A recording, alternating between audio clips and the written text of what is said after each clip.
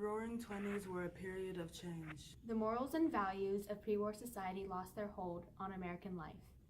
During these changes came the Harlem Renaissance, a period of time where African American culture was brought into the national spotlight. Black and white Americans alike came to celebrate the different works of African American artists, musicians, and writers.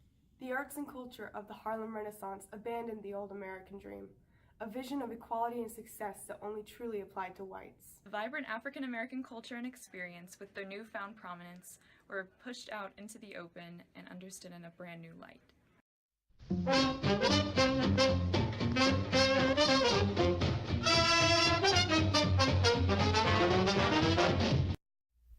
One of the most prevalent aspects of the Harlem Renaissance is the new openness in sharing African culture, something that before would not be as prevalent as it was at this time. Song of Freedom, starring Paul Robeson, tells the story of an African-American character who returns to Africa because he doesn't feel like he belongs in American society. This reflects how African Americans during the Harlem Renaissance did not feel as if they took part in the common American dream.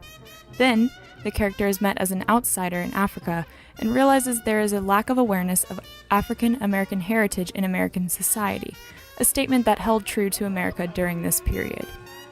Langston Hughes's poem, The Negro Speaks of Rivers, relates the African American experience to the overall history of Africans. Lines like, "I bathed in the Euphrates when the dawns were young," and "I built my hut near the Congo and it lulled me to sleep," connect the American author to African culture, something that did not exist with the old American dream. Hughes conveys a desire to connect with the past, a past that the American dream does not consider. Zora Neale Hurston's Mules and Men does not approach Harlem's African roots, but rather the stories of African Americans in Eatonville, Florida. Nonetheless, Hurston handles her source material in the same manner as Robeson and Hughes. She considered Eatonville her native village and recorded oral stories that date back to slavery times, writing stories like Ol' Massa and John, who wanted to go to heaven, that account for her personal experiences. In the same manner that Robeson and Hughes bring African culture into the forefront of the arts, Hurston introduces and celebrates the African American experience. Because of this new celebration of the African heritage, along with that of the African American experience, the Harlem Renaissance illuminated the differences between the traditional American dream and the reality African Americans experienced. During the Harlem Renaissance, the former duality of African American lives that lied beneath the surface of everyday life was no longer concealed. By revealing this duality, it became clear that blacks were not chasing the general American dream. County Colin's Fruit of the Flower poem questions why one would hide their African heritage. He states, "My father is a quiet man with sober, steady ways. Why should he deem it pure mischance a son of his is fain to do a naked tribal dance each time he hears the rain?" This simple question asks the audience, the whole nation, to consider why black people should hide their true selves from everyone else. Why should they portray a version of themselves that does not represent their whole selves? Quicksand by Nella Larson approaches the same issue, specifically regarding black women.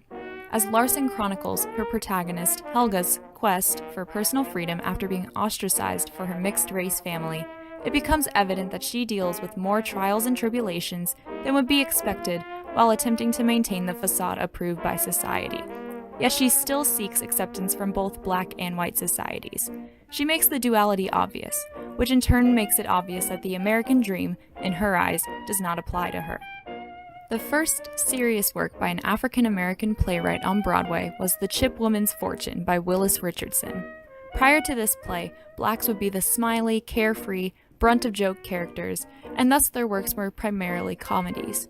This serious Harlem Renaissance work about a poor woman collecting money for her son in prison contrasted with those other plays, opening the door to reveal how black people were not the stereotype they were pushed into, but rather people with depth and real emotions.